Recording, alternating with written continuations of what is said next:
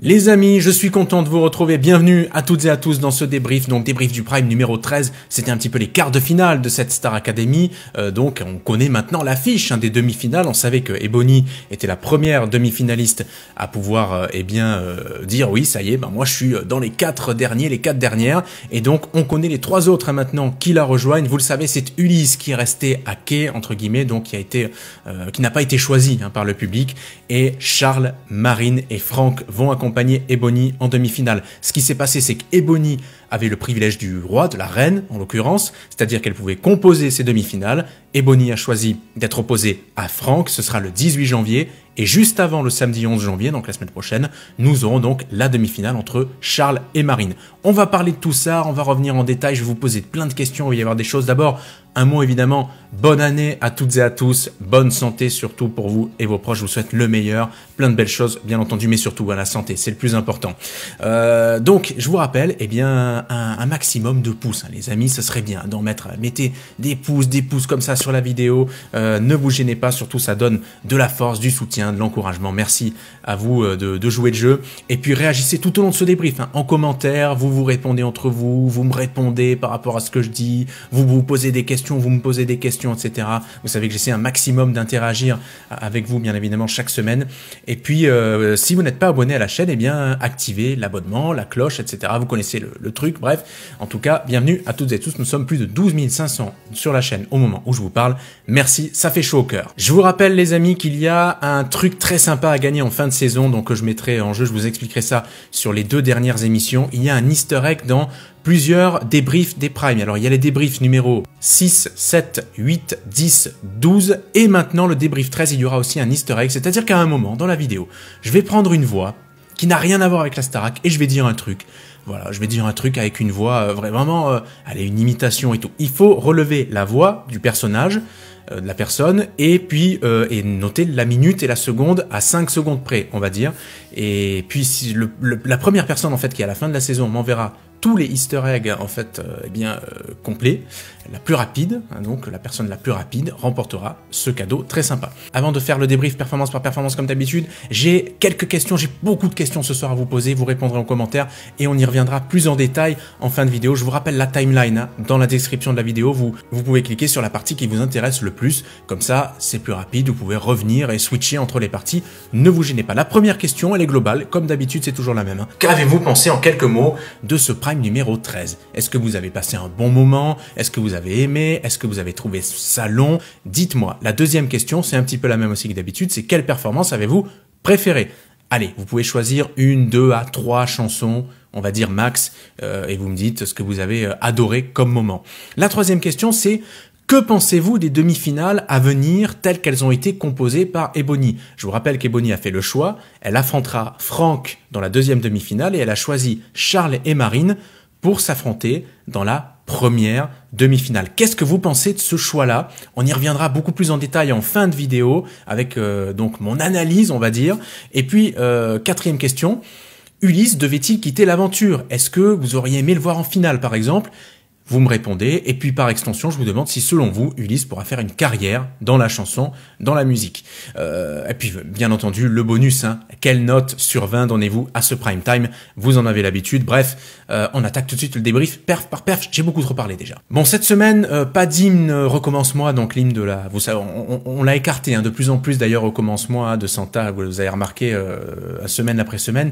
Et donc, on a attaqué, on a ouvert le prime time sur Vivre ou Survivre, qui est l'une des meilleures chansons pour moi de Daniel Balavoine. La chanson Vivre ou Survivre, elle, évidemment, sonnait de manière assez importante dans l'esprit de nos élèves, puisque vivre ou survivre, c'est-à-dire quitter l'aventure, aller en demi-finale ou s'en aller maintenant. Bon, il y a eu quelques petits problèmes de son au début sur cette chanson, on entendait pas très bien Marine, par exemple. Ebony a pu lâcher les chevaux, même s'il y a eu un petit raté, on va dire, sur ses premières notes. Il y a eu à la fin, donc, bon c'était globalement un début sympa, quand même.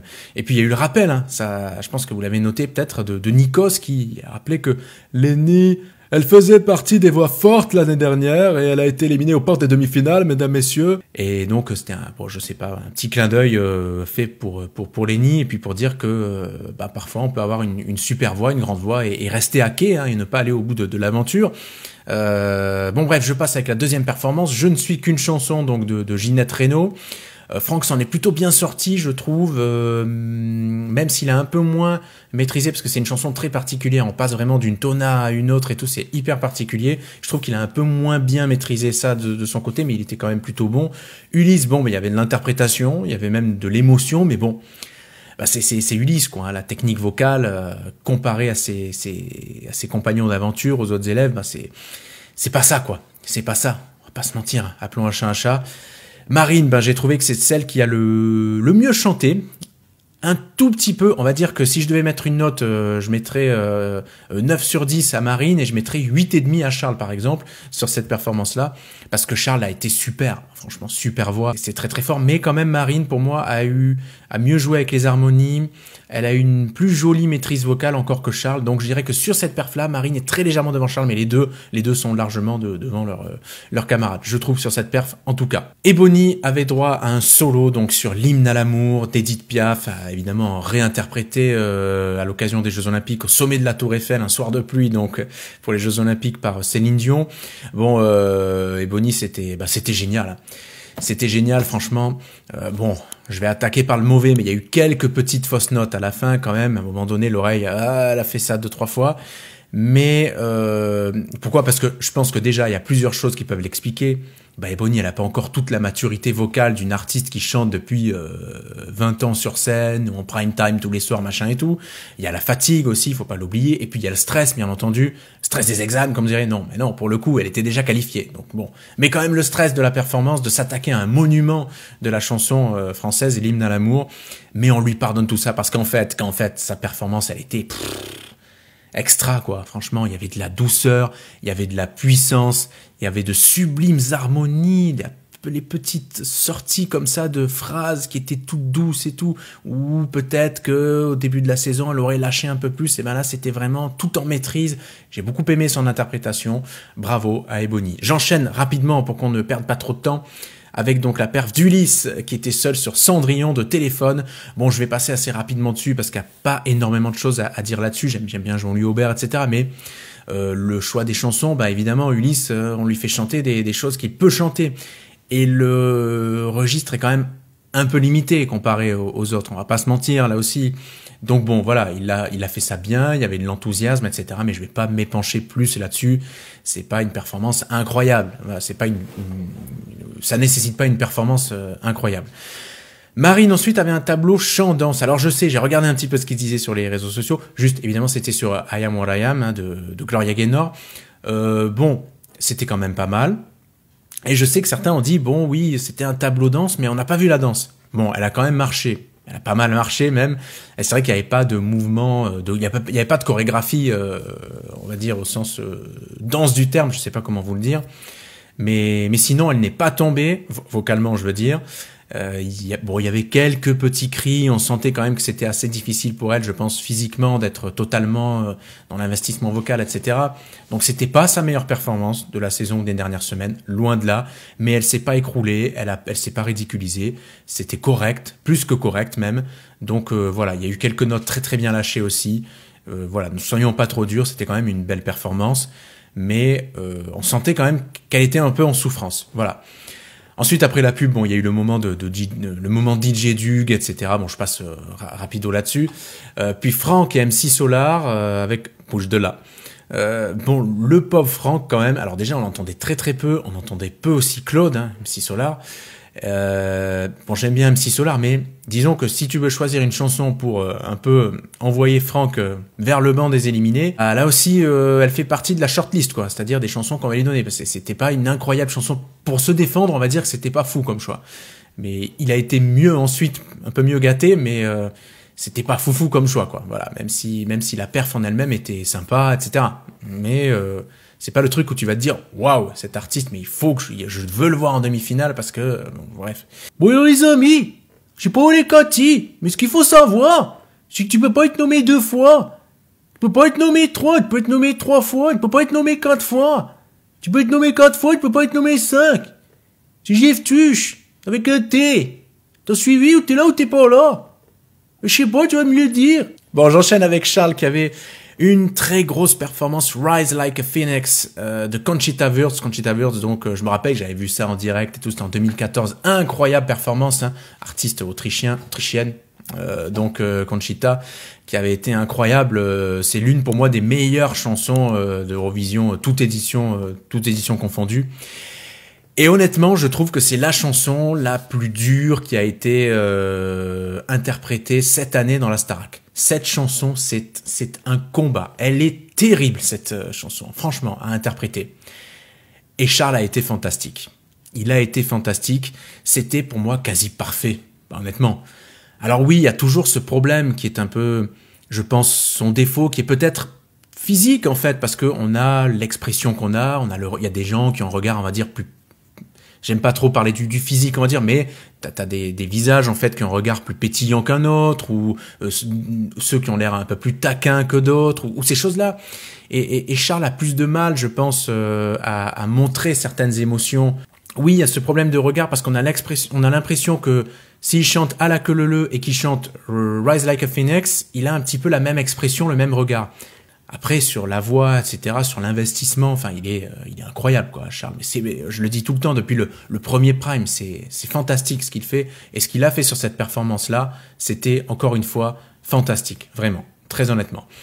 Ensuite, on avait Ebony, donc, qui partageait la scène avec Clara Luciani, donc, la marraine de cette Starac 2024-2025 même, on peut dire, 2024-25, donc sur Cœur, hein. Alors c'était sympa, voilà, c'est pas non plus une chanson incroyable à analyser, donc je passe rapidement là-dessus. Je note quand même le petit mot sympa de Clara à la fin qui a dit que Ebony était devenue l'une de ses chanteuses préférées. Bon, le clin d'œil est sympa évidemment de la part de l'artiste à l'élève, même si on l'a déjà dit, Ebony n'a plus grand-chose d'une élève, elle est tellement impressionnante dans ses performances en prime.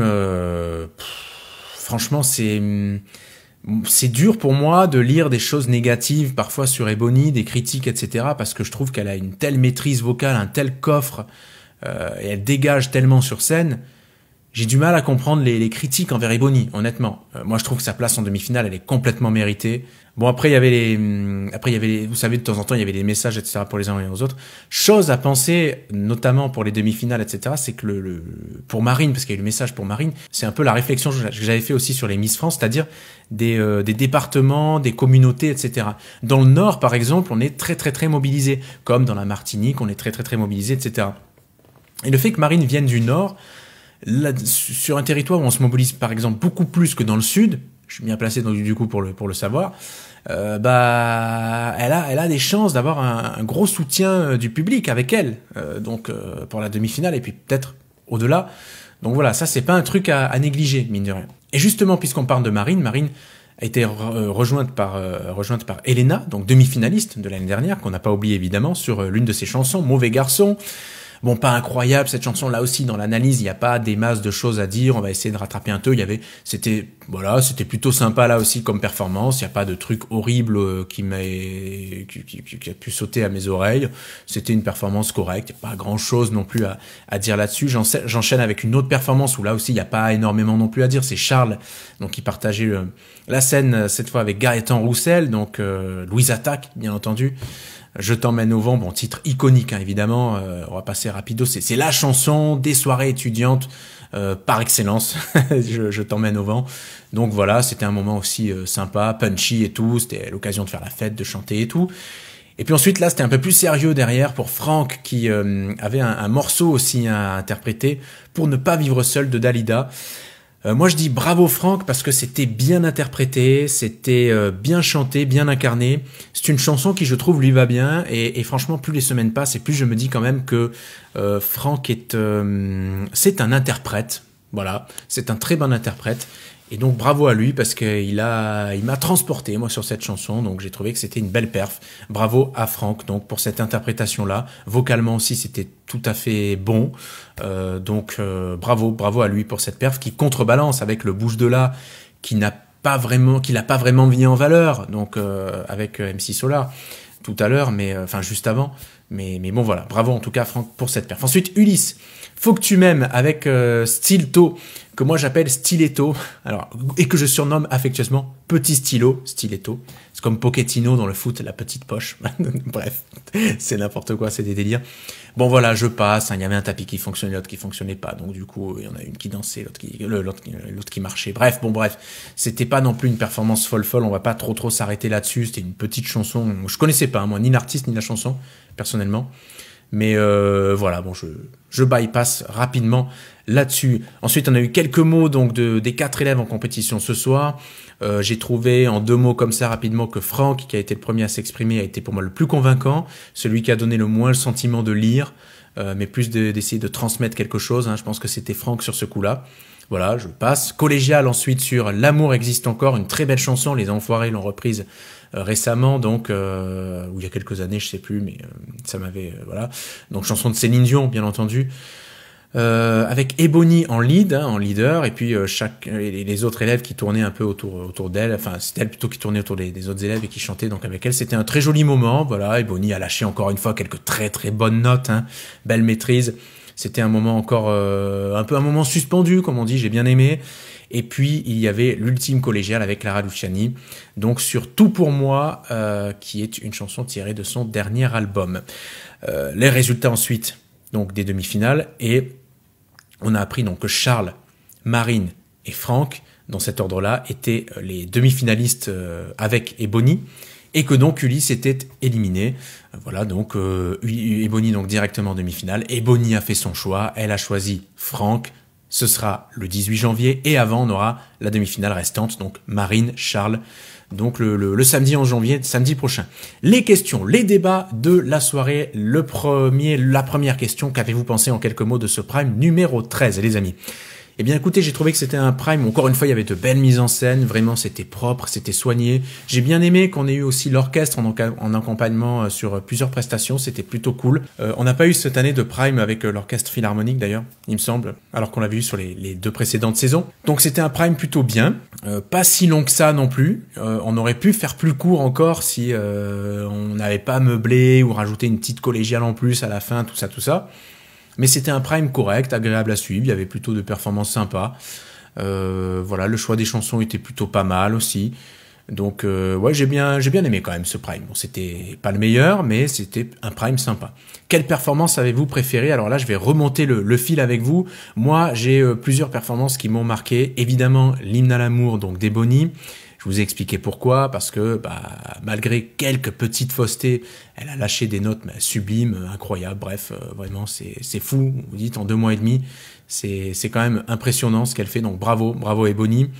Il y a eu également donc Charles avec Rise Like a Phoenix qui m'a bluffé. Je pense qu'on va dire que c'est les 2 performances que je vais retenir. Vraiment qui vocalement ont envoyé du steak, quoi, du pâté, hein, comme on dit. C'était assez impressionnant. Et puis surtout pour Charles sur Rise Like a Phoenix, c'est la difficulté de cette chanson. Pour moi, c'est la plus dure qui a été chantée cette saison. Par exemple, Le Temps des cathédrales, qui est une chanson extrêmement difficile, je la trouve facile à côté. C'est dire. Et là, Rise Like a Phoenix, c'est terrible. Je pense que pour la gorge, pour les cordes vocales, c'est terrible. Et franchement, il a super bien géré. Donc, ce sont les 2 perfs que je noterai. La troisième question. Que pensez-vous des demi-finales à venir et du choix d'Ebony?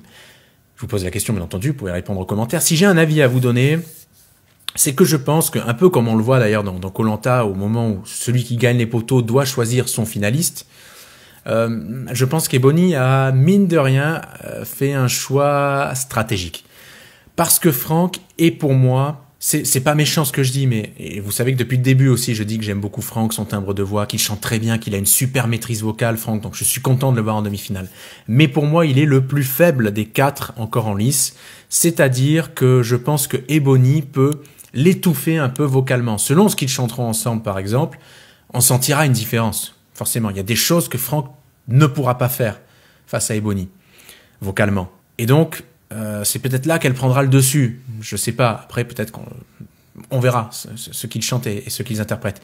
Mais je pense que le choix était plutôt stratégique parce que choisir Marine en face, ou alors il y a l'affinité aussi qui joue, évidemment, mais choisir Marine ou Charles en face, c'était quand même prendre le risque de se retrouver face à quelqu'un capable de chanter très haut et ça aurait été peut-être plus délicat. Là, Ebony se met peut-être un coussin de protection, on va dire, avec Franck, même si, évidemment, je n'enterre pas Franck pour autant. Attention, parce que c'est un super interprète. Il peut nous surprendre, quoi. Mais quand même, je mets une pièce sur Ebony pour cette demi-finale. Et puis, l'autre demi-finale, ce qu'on en pense, eh bien, Charles et Marine, ça va être très sympa à voir. Ça va être une demi-finale relevée, je pense. On aura, à mon avis, quelques envolées plutôt sympas. Mais voilà, je mettrai une petite pièce personnelle sur Charles parce que j'aimerais le voir en finale. Mais si je me range du côté du public, je pense plus que Marine... je pense que Marine a davantage réussi à conquérir le public que Charles. Peut-être que je me trompe, hein, mais voilà. Moi, j'aimerais voir Charles. Dans l'idéal, les trois que j'aurais aimé voir, moi, c'était Charles, Ebony et... ouais, on peut dire Marine, ou pour moi, bref, peu importe. Mais si je devais choisir entre Charles et Marine, je préférerais voir Charles en finale. On verra en tout cas. Dites-moi ce que vous en pensez dans les coms. 4e question, Ulysse. Eh bien, devait-il quitter l'aventure ou devait-il aller en demi-finale, voire en finale? Fera-t-il une carrière, selon vous? Bon, moi, j'avais dit déjà dans les dernières semaines, dans les derniers briefs, qu'il était déjà au maximum de ce qu'il pouvait faire. Et j'ai envie de dire, et je le dis pas méchamment, mais il était temps, parce qu'il y a quand même pas mal de super chanteurs qui sont partis avant lui. Et Ulysse, il avait fait son temps, je trouve, dans la Starac. Donc voilà, en plus, il va faire la tournée, etc. Bon, ça c'est cool, mais... Imaginez Ulysse en demi-finale, ça aurait été compliqué de le confronter aux 4 restants. Je veux dire, sur quoi on les faisait chanter en fait? Comment on les faisait chanter? Comment on créait des harmonies entre eux? Enfin, ça aurait été compliqué quand même. Donc voilà, là-dessus. Sur la question de peut-il faire une carrière, moi je trouve que c'est un bon musicien, c'est bien, il écrit ses textes, etc. Donc c'est un auteur, compositeur, et aussi un interprète, c'est un bon interprète, mais... Est-ce que c'est un bon chanteur qui marquera les gens sur la durée, au-delà des réseaux sociaux et au-delà de l'engouement qu'il y a autour de la Starac X mois après? Moi, personnellement, j'y crois pas trop. Mais j'ai envie d'y croire pour lui. On verra bien. J'espère pour lui, mais j'y crois pas tellement. Voilà.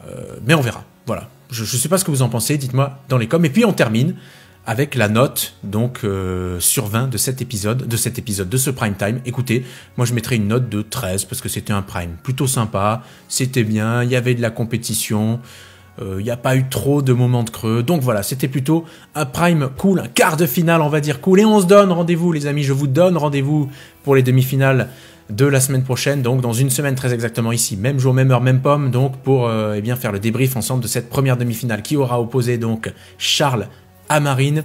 Qui, selon vous, va accéder à la finale? Dites-moi, donnez-moi votre pronostic et puis on se donne rendez-vous donc la semaine prochaine. Je vous souhaite encore une belle et heureuse année, plein de belles choses pour vous, votre famille, vos amis, etc. etc. Et puis, passez une bonne semaine et à très très vite pour de nouvelles aventures. Je vous embrasse les amis, soyez prudents sur la route. Ciao.